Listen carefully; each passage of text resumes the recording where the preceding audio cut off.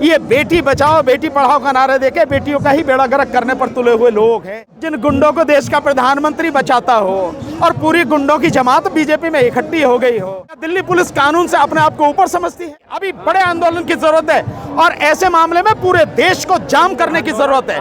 पूरे देश में आंदोलन की जरूरत है। उस व्यक्ति के खिलाफ सरकार कुछ भी करने से घबरा रही। कानून पे भरोसा होता तब जब इनकी कंप्लेंट पे तुरंत एफआईआर होती।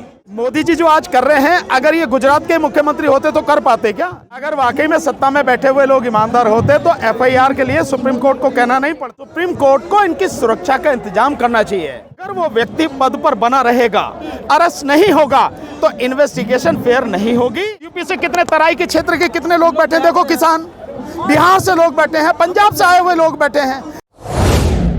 अगर वाकई में सत्ता में बैठे हुए लोग ईमानदार होते तो एफआईआर के लिए सुप्रीम कोर्ट को कहना नहीं पड़ता। एफआईआर जब इन्होंने शिकायत दी थी उसी समय दर्ज हो जानी चाहिए थी, हुई तो नहीं। इन्हें दो बार धरने पर आना पड़ा और उसके बावजूद भी सुप्रीम कोर्ट के हस्तक्षेप के बाद एफआईआर हुई है। अभी भी तो आरोप लग रहे हैं ना सर। ब्रिजभूषण का कल आ गया है बयान, इतनी सारी चीजें उन्होंने कह दी, बोले एक ही परिवार से एक ही अखाड़े से लोग हैं, बस वही आरोप लगा रहे हैं। नहीं, दुनिया से कह रहे हैं बात इन्वेस्टिगेटिंग ऑफिसर के सामने जाके कहें, वहाँ बताएं कि कौन झूठे आरोप लगा रहा है, क्या लगा रहा। ऐसे कहने से क्या होता है भाई? एफआईआर है, वो मंत्री रहे हैं, उन्हें इन्वेस्टिगेटिंग एजेंसी के सामने कहना चाहिए कि भाई अपना पक्ष रखें। वहाँ ये है 6 बार से सांसद बोले कि मैं विदेश, इससे क्या होता है? 6 बार हो या 600 बार हो, इससे क्या फर्क पड़ता है? दबंग है आदमी तो तुम्हारे लिए दबंग होंगे, मेरे लिए तो नहीं है कोई दबंग। बोल रहे कि विदेश फोगाट कानून के सामने कोई दबंग नहीं है, कोई कमजोर नहीं है। कानून के सामने हर कोई समान है और कानून का सभी को समान संरक्षण मिलता है। किसका जवाब दूं? तुम्हारा इनका? वही तो बात ये समझ में नहीं आई। सुप्रीम कोर्ट ने हस्तक्षेप किया है, क्या लगता है कि अभी भी नहीं होगा? उम्मीद करते हैं कि सुप्रीम कोर्ट के हस्तक्षेप के बाद एफआईआर हुई है तो इन्वेस्टिगेशन फेयर होगी और दूध का दूध पानी का पानी होगा। जो अपराधी होगा उसके खिलाफ कानूनी कार्रवाई होगी। पॉक्सो के तहत अलग से एक और एफआईआर भी की गई है नाबालिग लड़की वो ठीक है, वो तो कानूनी प्रक्रिया है ना भाई। पॉक्सो एक्ट अगर अट्रैक्ट कर रहा है, 18 साल से कम अगर किसी बच्ची की जो है उम्र है तो पॉक्सो लगेगा। वो तो इसलिए है वो सारी चीजें। तो जिस तरीके से अब कार्रवाई की जा रही है, स्ट्रिक्ट एक्शंस लिए गए हैं। नहीं, अभी कार्रवाई की नहीं जा रही है। अभी तो सुप्रीम कोर्ट की डायरेक्शन पर केवल एफआईआर हुई है। अब इसकी इन्वेस्टिगेशन फेयर तरीके से हो जाए, इस बात का इंतजार है। पहलवानों ने भी किसकी बिजली काटी जाए? रात को बिजली अबे शुक्र समझो इन्हें मारा नहीं गया, आप बिजली काटने की बात कर रहे हो भाई। सुप्रीम कोर्ट को इनकी सुरक्षा का इंतजाम करना चाहिए। मेरा कहना है कि कम से कम 22 श्रेणी की सुरक्षा इन सारे खिलाड़ियों को मिलनी चाहिए, क्योंकि जिसके खिलाफ एफआईआर हुई है उस व्यक्ति के खिलाफ सरकार कुछ भी करने से घबरा रही है। इसलिए इनको सुरक्षा पूरी मिलनी चाहिए। पहलवान हट जाते हैं तो पहलवान हट जाते हैं तो बहुत अच्छी बात है, और पहलवान नहीं हटे तो तब गिरफ्तारी नहीं दोगे? मतलब कानून से ऊपर हो गए हो आप क्या? ये कोई कहने का मतलब नहीं। बात ये है कि कानूनन आपके खिलाफ जो हो रहा है, आप इन्वेस्टिगेटिंग एजेंसी को पूरा सहयोग दो। धमकियां मिल रही हैं पहलवानों को। हाँ, निश्चित रूप से मिलेंगी धमकियां। तो मैं तो पहले कह रहा हूँ कि अभी तो धमकियां मिल रही है, इन्हें मारा नहीं गया अभी तक, तो शुक्र यही समझो। और ये आंदोलन का रूप लेता जा रहा है, इसलिए शायद पहलवान सुरक्षित है, अन्यथा इनकी सुरक्षा का इंतजाम कोर्ट को करना चाहिए सभी के। दिल्ली पुलिस ने कहा है कि सुरक्षा के इंतजाम किए जाए। अरे दिल्ली पुलिस की क्या बात है? इस देश में जो है 16 नहीं, आप सुनो, इस देश में जो है अभी आपने देखा अपनी सबकी आंखों के सामने, कैमरे के सामने हुआ, 16 पुलिस वाले अत्याधुनिक हथियारों से लैस AK-47 से, तब भी 3 आदमी आके 2 लोगों का कत्ल करके चले गए और पुलिस ने अपनी मतलब पॉकेट में वहां तक पिस्टल तक भी हाथ नहीं बढ़ाया। तो काहे की सुरक्षा है? क्या सुरक्षा है भाई? सुरक्षा दो। मैं कहता हूँ ना, 22 श्रेणी की कम से कम सुरक्षा मिलनी चाहिए हर खिलाड़ी को। शरण सिंह ने कहा है कि अगर वो इस्तीफा देते हैं तो अगर ये लोग हट जाएंगे, धरने से छोड़ देंगे धरना, तो वो इस्तीफा देने को तैयार। ये कोई तर्क नहीं है कि कोई धरने से हट जाएगा तो इस्तीफा दे देंगे, ये कोई तर्क नहीं है। एक देश में कानून है, संविधान है, कानूनी प्रक्रिया शुरू हुई है। इन्वेस्टिगेशन प्रॉपर तरीके से हो, फेयर इन्वेस्टिगेशन हो, इस बात की सब लोग उम्मीद करते हैं। तो इन्वेस्टिगेटिंग एजेंसी को वो सपोर्ट करें, पूरा सहयोग दें उनको। बोले बार मांगे बदल रहे हैं, पहले एफआईआर पर बैठे हुए थे, अब इस्तीफे की मांग कर रहे हैं, गिरफ्तारी की मांग कर रहे हैं। नहीं, मैं समझता हूँ इस्तीफे की मांग भी पहले ही दिन से हो रही है, और इस्तीफा इसलिए जरूरी है और अरेस्ट होना इसलिए ज़रूरी है कि अगर वो व्यक्ति पद पर बना रहेगा, अरेस्ट नहीं होगा तो इन्वेस्टिगेशन फेयर नहीं होगी। अभी तो धमकी की बात कर रहे हैं, इससे भी ज़्यादा कुछ हो सकता है। आप कुलदीप सेंगर को तो भूले नहीं होंगे, उस पर भी यही बलात्कार का मसला था। उस लड़की के परिवार को किस तरह से मरवाया सब जानते हैं, ऐसा तो नहीं है कोई जानता नहीं हो। तो इनकी भी सुरक्षा इसलिए ज़रूरी है कि इनके साथ भी कभी भी कुछ भी हो सकता है। उन्हें इस्तीफा दूंगा लेकिन अपराधी के तौर पर इस्तीफा नहीं दूंगा। कौन अपराधी के तौर पर? वही बोल रहे कि इस्तीफा देने के लिए तैयार हूँ, लेकिन अभी आरोप लगे इसलिए इसका जवाब आप उन्हीं से लेना, मेरे से इसका जवाब नहीं। मैं तो कानूनी बात पूछो आप।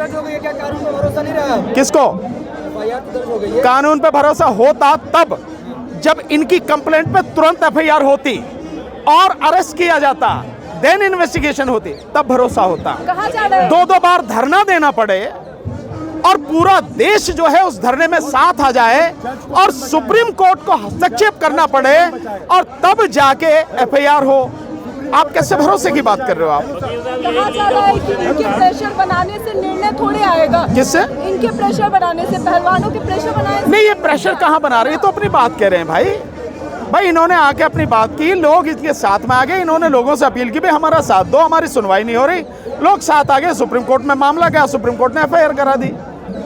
इससे और क्या बात? करने की बात करते हैं, बेटी बचाओ बेटी पढ़ाओ की बात करती है सरकार। अरे यार, तुम बीजेपी के गुंडों की बात करते हो, जिन गुंडों को देश का प्रधानमंत्री बचाता हो और पूरी गुंडों की जमात बीजेपी में इकट्ठी हो गई हो, उनके नारों में, उनके कहने और करने में जमीन आसमान का अंतर है। ये बेटी बचाओ बेटी पढ़ाओ का नारे देके बेटियों का ही बेड़ा गर्क करने पर तुले हुए लोग हैं। एक नहीं है, कितने लोग हैं जिनके ऊपर ये आरोप है, और बीजेपी में वो एमपी हैं, एमएलए हैं, मंत्री हैं, जिन्हें क्या क्या है यार मेरे। फिर इसकी बात करते हो। सिलाई वाली मशीन है, काय वाली सिलाई वाली मशीन होगी भाई, उनके पास होगी। सर कहा जा रहा है, अमित शाह कहते हैं कि रात में बेटियां सोना पहन के सड़कों पे घूम सकती है और रात में यहाँ की लाइट काट दी जा रही है। अपने आप भी तो बेटी ही हो ना, आप भी बेटी ही हो ना, अपनी आंखों से देखो। अगर बेटियों को अपनी एफआईआर के लिए भी धरना देना पड़े, सुप्रीम कोर्ट के बाद एफआईआर हो, तो कहाँ सोना पहन के घूम रही हैं, कितनी सुरक्षित है, इसका अंदाजा आप लगा सकते हैं। आरोप लगा रहे कि कांग्रेस की तरफ से हो रहा है। विपक्ष करा रहा है प्रदर्शन। उसके अलावा उनके पास है क्या? हर बात में विपक्ष, हर बात में पाकिस्तान, उनके पास है क्या बेचारे? कहा जा रहा है प्रदर्शन को राजनीतिक मोड़ दिया जा रहा है। क्यों नहीं होना चाहिए? बीजेपी ने प्रदर्शन नहीं किया क्या कभी? हर बात में बीजेपी प्रदर्शन करती थी, कर रही है अभी भी, तो क्यों नहीं होंगे प्रदर्शन? अगर आप देश के लोगों की बात नहीं सुनोगे तो देश का संविधान अपनी बात के लिए संवैधानिक तौर पर प्रदर्शन करने का, संघर्ष करने का अधिकार देता है, वो अधिकारों का प्रयोग कर रहा है अपना। नहीं, ऐसा कोई नियम नहीं है। दो तरह के अपराध होते हैं, संज्ञेय अपराध यानी गंभीर अपराध, और असंज्ञेय अपराध यानी छोटे मोटे अपराध। ये अपराध सेक्सुअल ऑफेंस का संज्ञेय अपराध है, कॉग्निजेबल ऑफेंस है, और कॉग्निजेबल ऑफेंस में जैसे ही कंप्लेंट आएगी आपको एफआईआर करनी पड़ेगी। तो दिल्ली पुलिस और एफआईआर करके आपको इन्वेस्टिगेशन करनी है, इंक्वायरी नहीं करनी है एफआईआर करने से पहले। इंक्वायरी आप केवल उनमें कर सकते हो जो छोटे मोटे मामले हैं और लगता है, और वो भी आपको 7 दिन के अंदर अंदर करके खत्म करनी होगी, उसके बाद आपको एफआईआर करनी होगी। दिल्ली तो पुलिस आप नहीं तो नहीं की, सरकार के दबाव में नहीं की, या दिल्ली पुलिस कानून से अपने आप को ऊपर समझती है?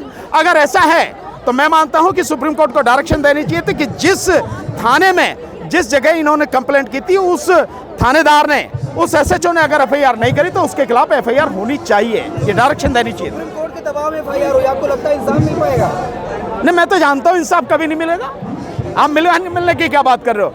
हम तो 13 महीने आंदोलन किया, किसान आंदोलन में। जो टेनी गृह राज्य मंत्री है, उसके लड़के ने किस तरह से किसानों को कुचला। क्या टेनी का कुछ हुआ? कुछ नहीं हुआ। सरकार ने कुछ नहीं किया, ना उसने इस्तीफा दिया, ना उसके खिलाफ कोई काम हुआ। तो ये भी तो वही है, कहां से होगा? कुछ नहीं होगा। हाँ, जनता अगर देश की पूरी खड़ी हो जाएगी शायद कुछ हो जाए। जनता खड़ी हो तो रही है साथ में सर। बहुत अच्छी बात है, बधाई जनता को, आप भी दो। और भी अभी बड़े आंदोलन की जरूरत है, और ऐसे मामले में पूरे देश को जाम करने की जरूरत है। पूरे देश में आंदोलन की जरूरत है, हर जगह आंदोलन हो, तब जाके बात बनेगी। तो जीत जाती है ना सरकार। कौन से? सरकार जीत जाती है। वो तो ईवीएम से जीतती है यार, इस आंदोलन की वजह से ईवीएम से जीतती है। मोदी जी जो आज कर रहे हैं, अगर ये गुजरात के मुख्यमंत्री होते तो कर पाते क्या? नहीं कर पाते ना, क्योंकि देश के प्रधानमंत्री इसलिए कर पा रहे हैं। इसलिए केंद्र का चुनाव, लोकसभा का चुनाव महत्वपूर्ण है, उसमें बेईमानी होती है, पीछे भी हुई है, आगे भी होगी अगर ईवीएम रहेगी तो। कहा जा रहा है कि सिर्फ एक ही राज्य के लोग यहाँ पर हैं, सिर्फ हरियाणा के रेसलर्स आए। कौन कह रहा है यार, मैं यूपी से हूँ, क्या बात कर रहे हो आप। यूपी से कितने तराई के क्षेत्र के कितने लोग बैठे हैं, देखो किसान, बिहार से लोग बैठे हैं, पंजाब से आए हुए लोग बैठे हैं। आप देखो ना, कैमरा ले जाके वहाँ जाके देखो यार, दिखाओ सबको। कहा जा रहा है और जगह के रेसलर्स तो कहाँ के? नहीं आए, सिर्फ हरियाणा के। कोई बात नहीं, धीरे धीरे आ जाएंगे, लोगों को बात पता लगेगी भाई, धीरे धीरे बात पता लग रही है ना, आ जाएंगे लोग बाग धीरे धीरे।